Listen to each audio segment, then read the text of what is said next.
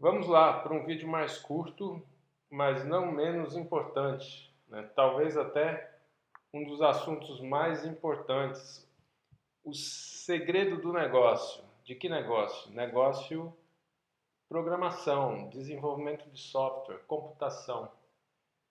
Software é inerentemente complexo ou complicado, mas complicado no sentido de que ele é extenso, de que ele tem muita coisa para ser cuidada mentalmente, intelectualmente, né? O controle sobre essa coisa gigante que é um code base é um desafio, né?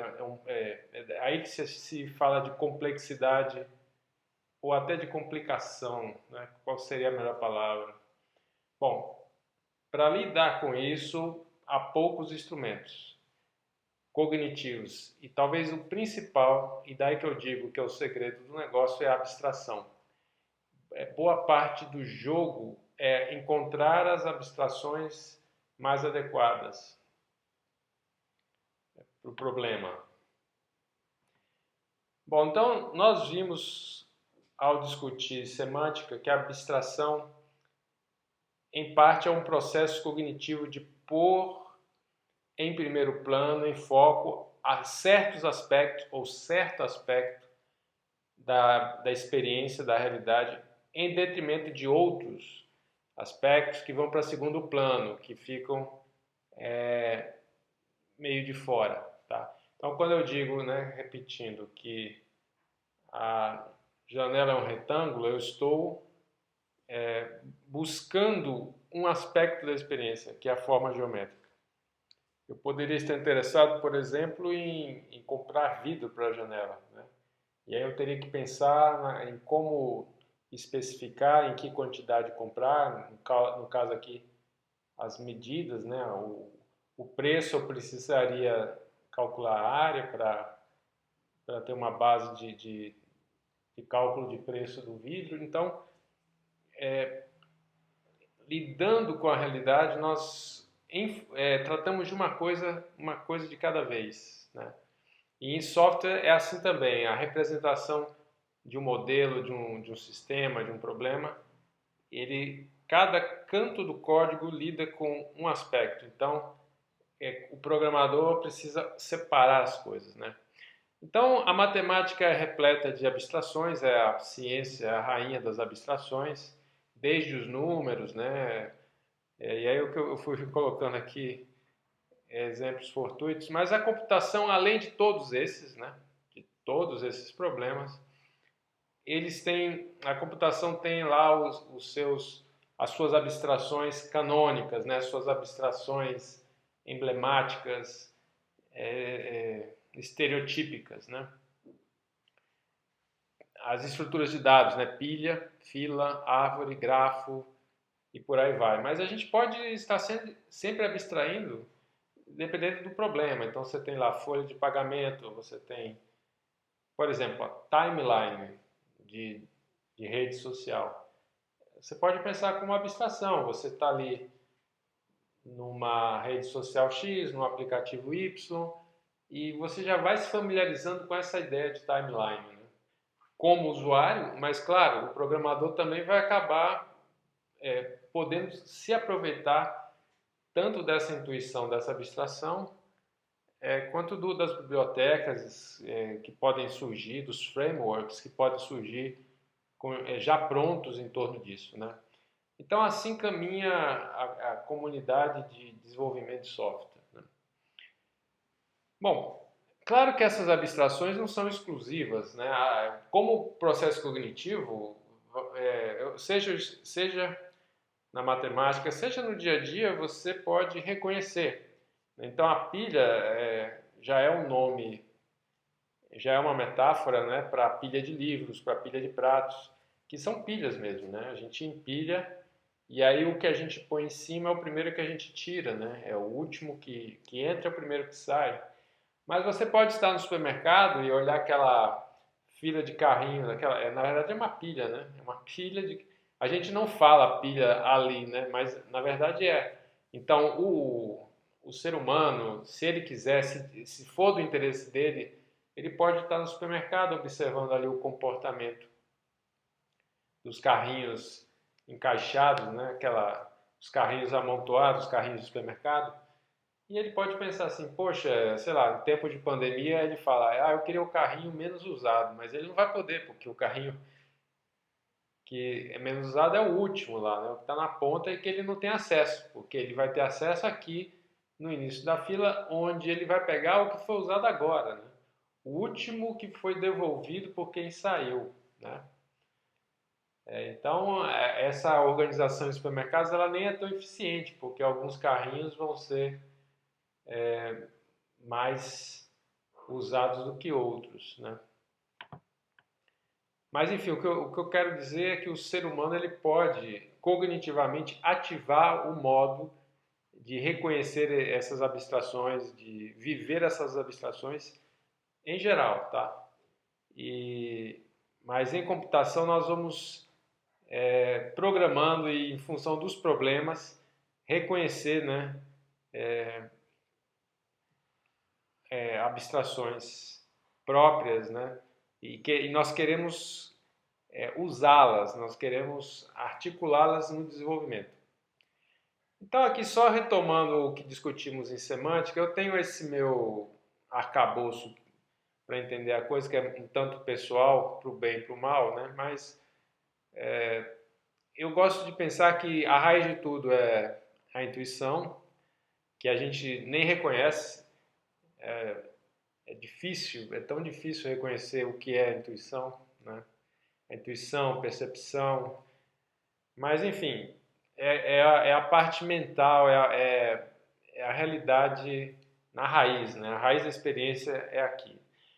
E lá, digamos assim, como se fosse do lado de fora, o que não é correto, porque no fundo tudo acontece dentro da experiência mental, mas vamos por um momento facilitar, a gente pode reconhecer uma coisa meio externa que é o programa escrito, é o código escrito, com as palavras-chave, com os números, com todos os significantes, né? Com todos os símbolos, a sintaxe, as interfaces que no processo semiótico corresponde a uma intuição. Quer dizer, existe uma a semiótica é a relação entre isso que está escrito e essas intuições, tá? Mas em computação nós temos, além disso aqui, que nós teríamos em matemática, em física, enfim, nós temos textos, símbolos, linguagens, né, linguagens lógicas, linguagens da física, e temos as intuições correspondentes. Em computação nós temos algo mais que a observação da execução do programa. É o acionar e ver a resposta, né? É o que eu chamo de operação. Então é um jogo de três pontas aqui que às vezes a gente se ilude porque duas estão alinhadas, né? Os significantes do texto escrito, da interface, tudo que eles dizem, tudo que eles sinalizam, confere com o que a máquina faz. Então fica parecendo que é uma coisa só, isso que eu chamo de máquina, ou a própria linguagem de programação, né? A máquina no sentido programa, execução com sua interface, né? E a linguagem de programação no caso do código-fonte. Então, vamos entender o jogo da abstração, dos tipos abstratos de dados, né? Então, faz de conta que eu tenho aqui um exercício, um problema de programação, converter uma expressão aritmética em notação pós-fixa, como teria sido em Forth, por exemplo, em GoScript, em PostScript, para uma notação em fixa, né? Como em C, Java, Python. Bom, isso é um problema de programação e ao começar a pensar no problema, eu estou vendo várias coisas. Eu preciso armazenar os dados, né, quer dizer, as variáveis, de alguma forma, eu preciso decidir a ordem da operação, pá. Então começa um jogo mental onde vários aspectos estão em uníssono aqui, como uma sinfonia, aí, que é o pensamento. De repente, um dos aspectos emerge. Quer dizer, eu começo a focar que, poxa, o A, B, C. O BC entraram depois na pilha, numa pilha, né? Então eu começo a pensar em pilha. O BC vai ser o primeiro a somar. Então foram os últimos aqui na sequência e vai ser o primeiro a somar. Então começa a reconhecer um último que entra, é o primeiro que sai, né? Last in, first out. E aí, nesse meu jogo mental, eu já reconheci uma experiência prévia que eu estudei, que, enfim, que é a de pilha, né?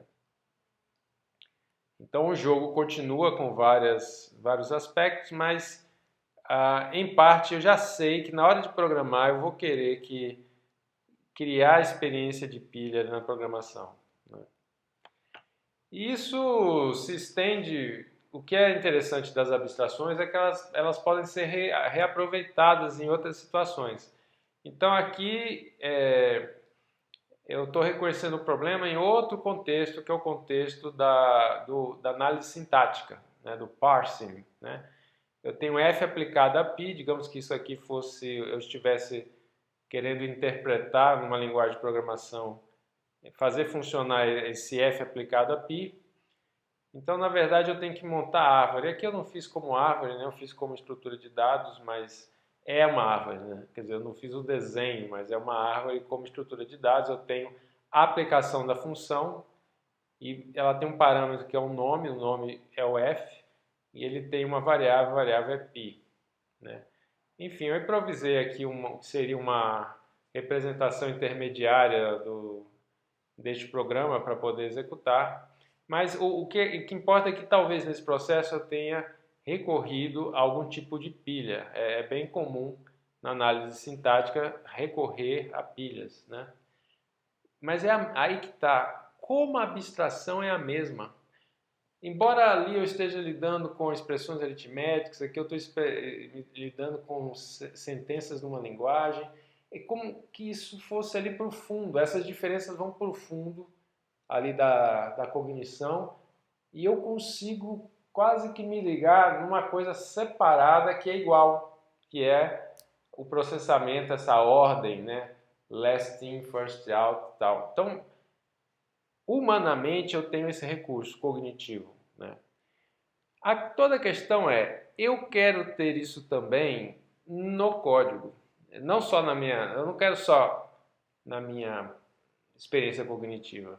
Eu quero que isso seja expresso, representado no código.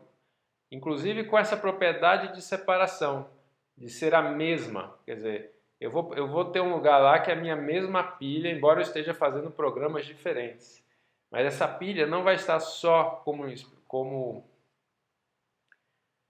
como processo cognitivo, ela vai estar explícita, representada como um cantinho lá do programa, uma parte do programa, tá?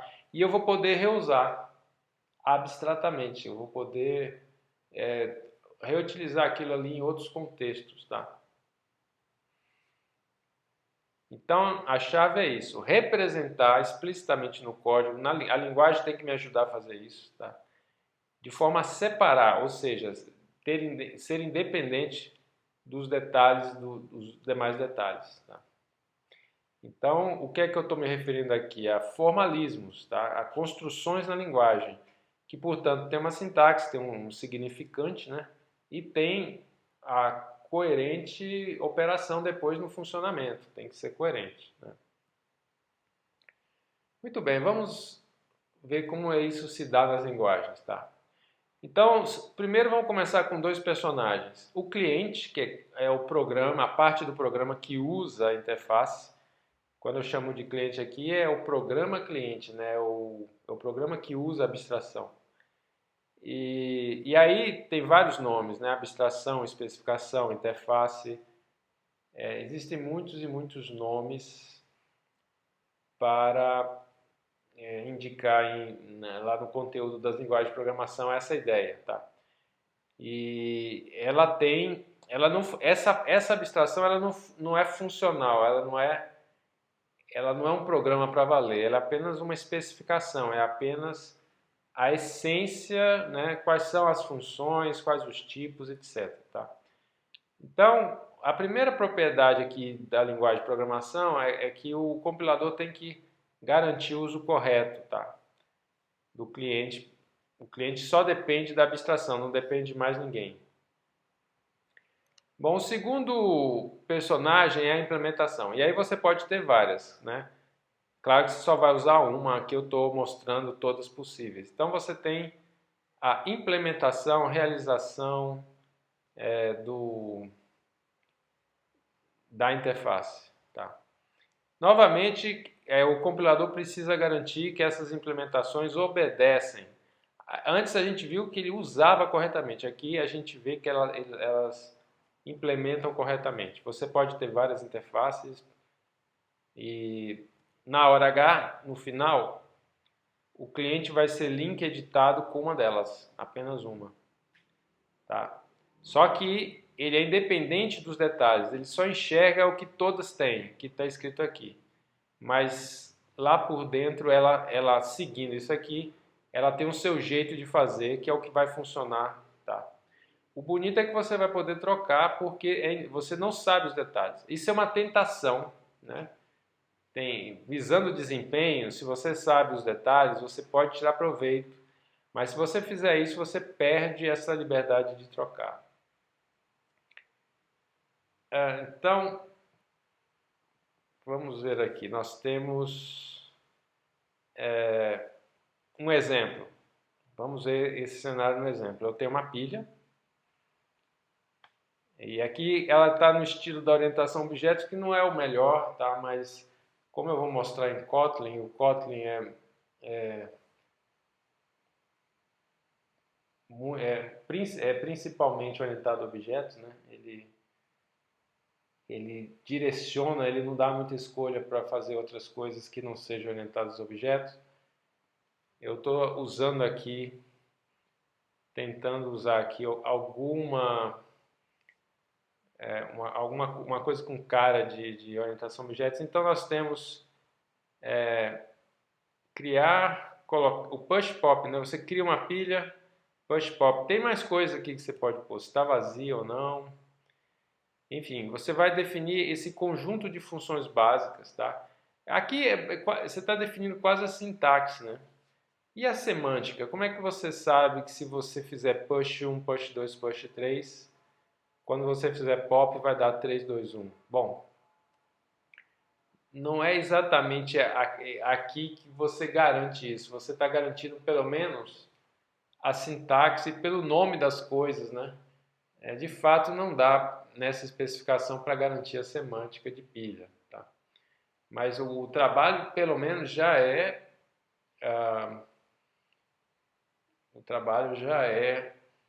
o de definir o uso, né? Pelas palavras que conta para o programador, né? Para o compilador, tanto faz as palavras. A gente já viu que se você trocar as palavras, para ele tanto faz, né? Não é pelas palavras que ele faz o que faz. Mas talvez com testes, né? Talvez com um conjunto de testes preparado, você também possa garantir a semântica. Mas, enfim, você tem aqui dois exemplos. Você pode implementar uma pilha sequencialmente ou por encadeamento, né? Esses são tópicos de disciplinas de estrutura de dados, como fazer essas implementações. Não é o caso aqui. O que importa é que nós temos uma ideia abstrata e diversas formas de implementar. Então, uma delas vai ser usada, por exemplo, naquele procedimento de mudar a expressão aritmética pós-fixa para infixa, ou eu poderia usar a mesma pilha, exatamente a mesma, na análise sintática de uma linguagem. É claro que a gente pode trocar a implementação, né? Sempre é possível. E num estilo não orientado a objetos, como pode se ler nos livros textos, quando falam em tipos abstratos de dados, você tem um tipo, a variável explícita, né? Aqui, inclusive, seria pop pilha. Muito bem. Justificativa. Por que então usar esse sistema todo, exigir que uma linguagem de programação tenha toda essa cerimônia, todo esse cerimonial? O alvo é esse, é a independência de detalhes. O seu código cliente, o seu programa que usa a abstração, ele não conta com detalhes. Então, isso dá flexibilidade para trocar, como eu já mostrei, você troca a implementação, e aí facilita a manutenção, porque na troca, idealmente, você não vai precisar praticamente mudar nada no cliente, porque as duas implementações seguem a interface, o cliente seguia, então não tem por que o cliente, mudando a implementação, mudar o cliente, né? Isso é reaproveitamento ou reuso de código, tá? Você reusa o cliente. Tá? Então nós vimos que o compilador ele tem que garantir que o cliente só usa a interface, ou seja, ele não dá uma roubadinha, né? Ele não... que é uma tentação, né? Você está usando uma implementação que tem lá um turbo, quer dizer, você entende que teria recursos lá por baixo que se você usasse direto teria melhor desempenho, por exemplo. Então você tem que garantir isso, né? Porque se você cai na tentação de quebrar a barreira de abstração, enxergar os detalhes de implementação e tirar proveito deles, você deixa de ser independente, a manutenção deixa de ser automática, a troca, né? E outra garantia, como nós já vimos, é que as implementações seguem interfaces, tá? Então aqui eu comento mais, existe essa barreira de abstração, tá certo? Acima dela está o abstrato, né? E, inclusive tem essa abstração é uma palavra dúbia, porque abstração é o produto e o processo. Tem abstração é o processo de abstrair e abstração é o abstrato, é o resultado do processo de abstrair, tá? Então, quando eu falo é a abstração, às vezes eu estou falando no que fica, né, no abstrato. Às vezes eu estou falando do processo. Então aqui eu estou falando do abstrato, a abstração em si, o que está em cima, o que aparece. Abaixo, escondido, estão os detalhes da implementação. Então os detalhes não podem vazar, não podem romper essa barreira, tá? Então, abstrair é esconder os detalhes. Abstrair é esquecer os detalhes, tá? São duas palavras-chave aqui, esconder e esquecer. Não ter acesso, né? Esconder no sentido de não ter acesso, quase que também proibir. Mas para isso nós veremos encapsulamento, que é o nosso próximo assunto, semana que vem. Um comentário final aqui que os autores lembram. A própria ideia de número em linguagem de programação já é um exemplo de tipo abstrato de dados, né? Quase tudo em programação é abstrato, tá? São tipos abstratos, mas são tipos que já vêm prontos na linguagem, tá? Quando a gente fala tipos abstratos de dados, na verdade, é os que você cria com essas regras, tá? Essas regras de independência, de separação, de ter uma interface, tá? Então, eu tentei representar aqui com a notação matemática, né? Em brasileiro, né? Com vírgula e tal, padrão brasileiro da língua portuguesa, né? Notação matemática, tal, exponencial, bonitinha, como num livro de matemática. Aqui eu estou escrevendo, mas lá tem as intuições, né? As intuições de número. Números reais, números em notação científica, enfim. Aí, quando você vai programar, como é que é a sua interface com isso? Você lida com as literais, que na linguagem de programação é interface. Então, 12.5.6.0, aí tem aqui menos 5.25 e 22. Já não é tão perfeito, né? Já não é tão colado, não é tão exatamente igual como você representaria em papel. Mas enfim, mas ela está tentando o máximo possível se aproximar do familiar. Por que que isso é abstrato? Porque, na verdade, essa string, esse formato, essa sintaxe, ela apenas é uma fachada para a real representação interna do número na memória. Então, o 12 está aqui, ó, 0, tudo 0, que é o complemento de 2, né, do 12. O 56 em ponto flutuante, eu não quis fazer o número verdadeiro aqui, né? Faz de conta que eu fiz o 56, faz de conta que eu fiz o menos 5,25 é a 22. Na verdade, o formato de ponto flutuante é uma struct, né?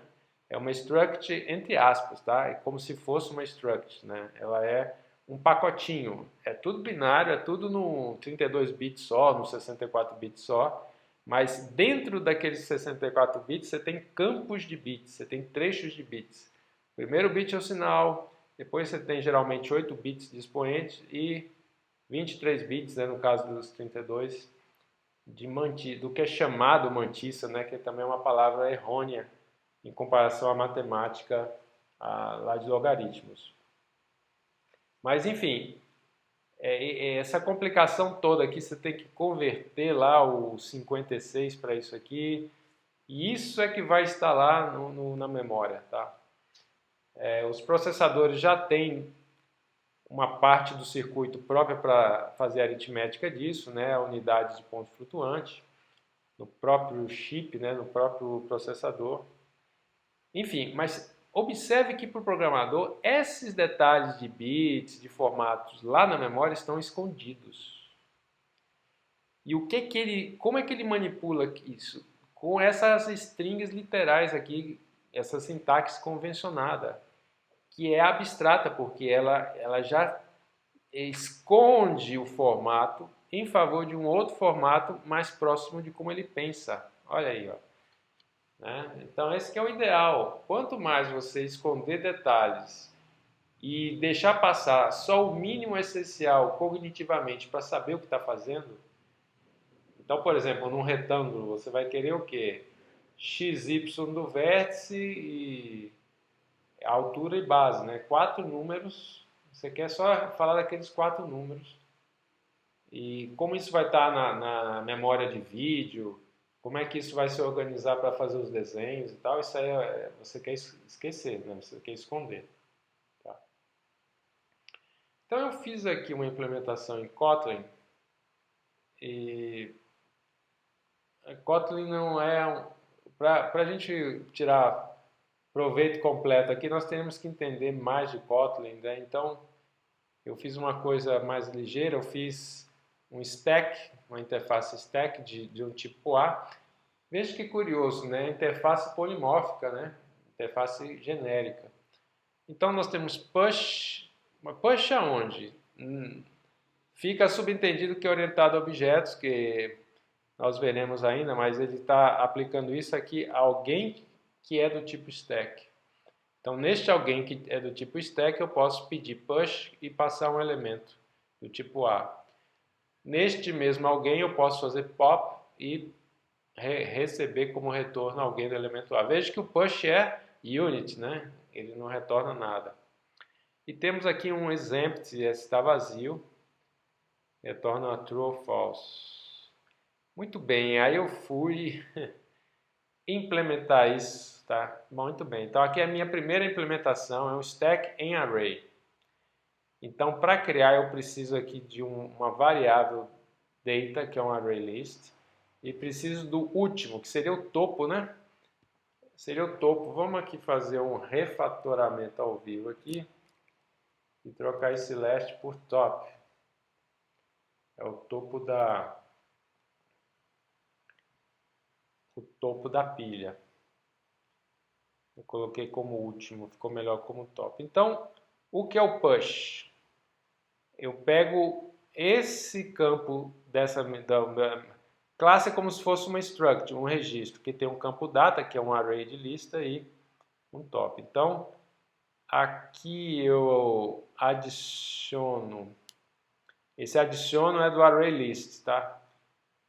A top é na posição top o elemento que veio. E incremento o top. No pop eu decremento o top e pego eu pego, porque o top está apontando vazio, né? O top está apontando vazio. Ele adiciona e avança para o próximo vazio. Então ele retrocede do vazio para uma área válida, que é o topo mesmo. E agora essa nova que vai ser uma área pré-escrita, né? Ele vai estar por escrita, mas antes disso ele só lê quem estava lá e retorna. O exemplo é quando o top é igual a zero, pronto, né? Minha implementação está aqui. Esse é meu programa cliente. O programa é um programa, uma função cliente. Ela cria aqui um stack do tipo abstrato, mas passa a implementação de um stack array. E aqui ele cria, né, um array list de 1024 com top 0. Veja que isso não está abstrato, né? Eu estou criando, a criação não está abstrata, porque eu estou sabendo que tem array list lá dentro. Dá para fazer melhor, mas eu não quis complicar aqui. Dá para fazer uma coisa do tipo apenas cria, e por default ele usa isso aí. Mas não vamos avançar muito no Kotlin da coisa.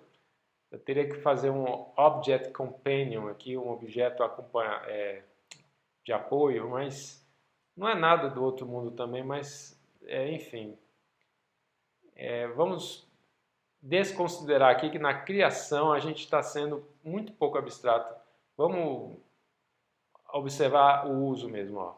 Aí sim, eu faço stuck push 10, stuck push 20, pergunto se está vazio ou não, depois eu faço pop pop, imprimo os valores e vejo se está vazio ou não. Não é um algoritmo, né? É um cliente também bem bobinho. Vamos executar ele aqui. Client.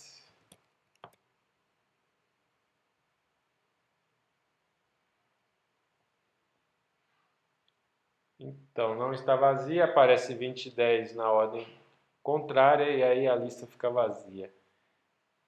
Eu poderia agora criar aqui uma outro stack array, outro stack encadeado, né? Talvez um stack encadeado com outros métodos aqui, mas na hora de criar eu simplesmente chamaria o meu stack encadeado em vez desse, mas aqui para baixo tudo seria o mesmo, né? E ficou independente, ele ficou